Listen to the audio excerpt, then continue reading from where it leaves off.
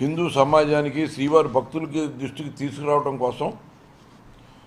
జరుగుతున్న వాస్తవాల్ని ఆధారాలతో సహా మా వైఎస్ఆర్ కాంగ్రెస్ పార్టీ నాయకుడైనటువంటి మాజీ టీటీడీ చైర్మన్ గారు బోమన్ కరుణాకర్ రెడ్డి గారి వివరాలన్నీ కూడా వెల్లడించడం జరిగింది. సాధారణంగా టీటీడీతో సంబంధం ఉన్న వ్యక్తి ఎంతో పవిత్రంగా నిర్వహించవలసిన కార్యక్రమం ఆ గోశాలలో గోవులకి సక్రమైన వసతులు కల్పించి అన్ని రకాలుగా కూడా పోషించవలసిన విషయాన్ని ఒక వ్యక్తి ప్రస్తావిస్తే దాన్ని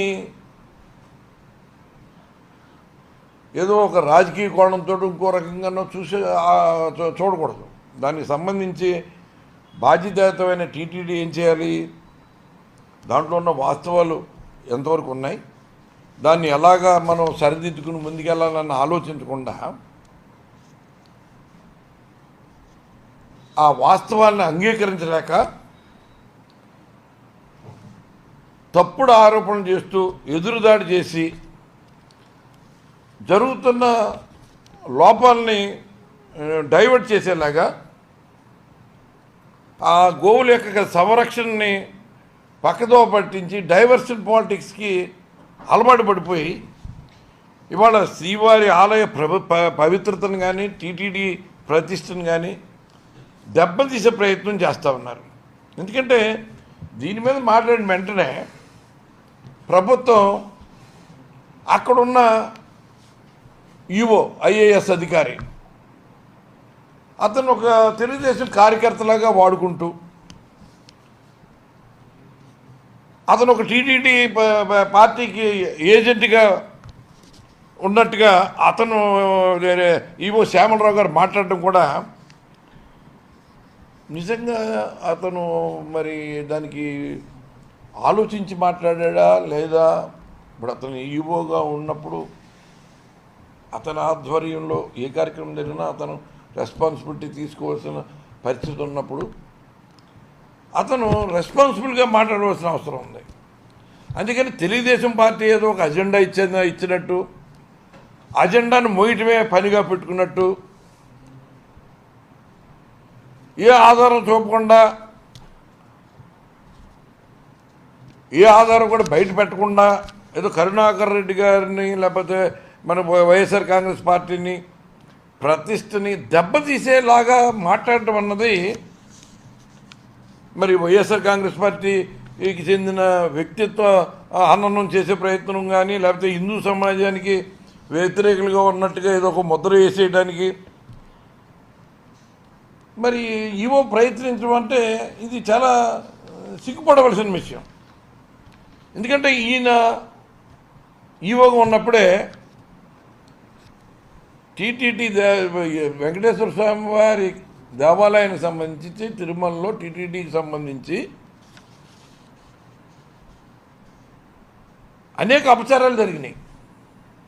జరిగినట్టుగా కూడా వాళ్ళు ప్రచారం కూడా చేశారు. ఆ ప్రచారాన్ని వైఎస్ఆర్ కాంగ్రెస్ మీదకి రుద్దడానికి కూడా ప్రయత్నం చేశారు. బట్ దీంట్లో భాగంగా ఈ ముద్ర వేసే వైఎస్ఆర్ మీద ఒక బురద చల్లే కార్యక్రమంలో భాగంగా అక్కడ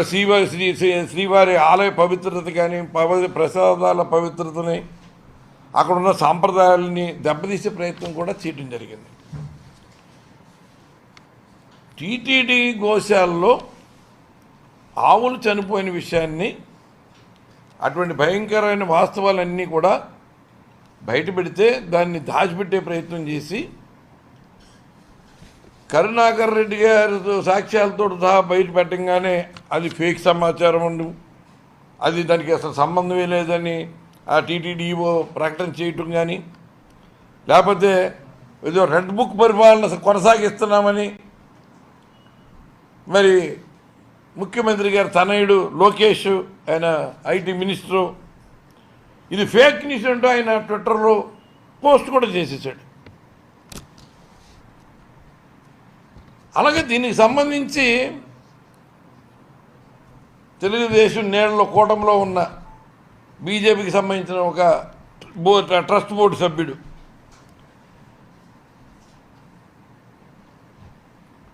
ఆయన కూడా దీని గురించి ఆయన స్టైల్లో ఆయన విమర్శలు చేస్తూ ఫైనల్గా గోశాలలో గోవులు చనిపోయినాయన్న విషయాన్ని ఆయన కూడా అంగీకరించి ఏ గోశాలలో అయినా చచ్చిపోతాయి అన్నట్టుగా ఆయన దానికి ఒకరి భాష్యం చెప్పాడు.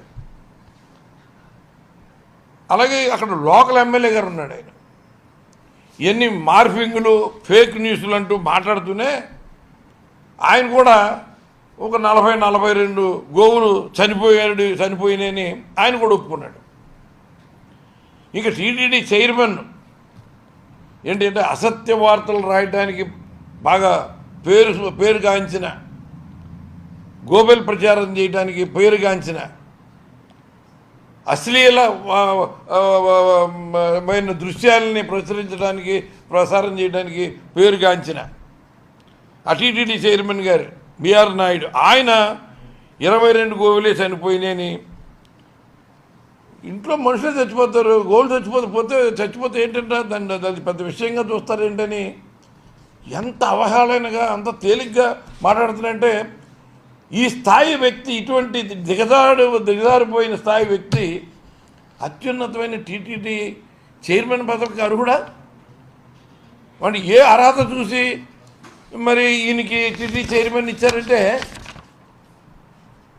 మరి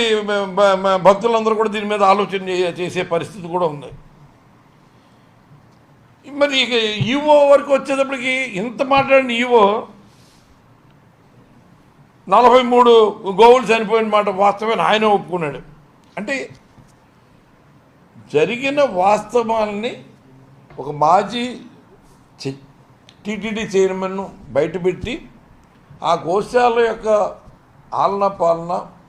అక్కడ జరుగుతున్న వ్యవహారాలన్నీ చక్కదిద్ది సరైన దిశగా తీసుకెళ్ళమని ఒక సూచన చేస్తే దాన్ని ఒప్పుకోలేక జరిగిన తప్పులన్నీ కూడా కప్పిపెట్టేసుకుంటూ అదేదో ఆ బురద వైఎస్ఆర్ కాంగ్రెస్ పార్టీ మీద, వైఎస్ఆర్ కాంగ్రెస్ పార్టీ నాయకుల మీద వేయటానికి ఒక వ్యక్తిత్వ హననానికి ప్రయత్నం చేయటం అంటే ఈ ప్రభుత్వం పరిపాలన తీరు ఎలా ఉందో చూడండి. ఇవాళ ఈ మరి భక్తులందరూ కూడా దీని మీద ఆలోచన చేసే పరిస్థితి కూడా ఉంది. మరి ఇక ఈవో వరకు వచ్చేటప్పటికి ఇంత మాట్లాడిన ఈవో 43 గోవులు చనిపోయిన మాట వాస్తవమే ఆయన ఒప్పుకున్నాడు. అంటే జరిగిన వాస్తవాలని ఒక మాజీ టీటీడీ చైర్మన్ను బయటపెట్టి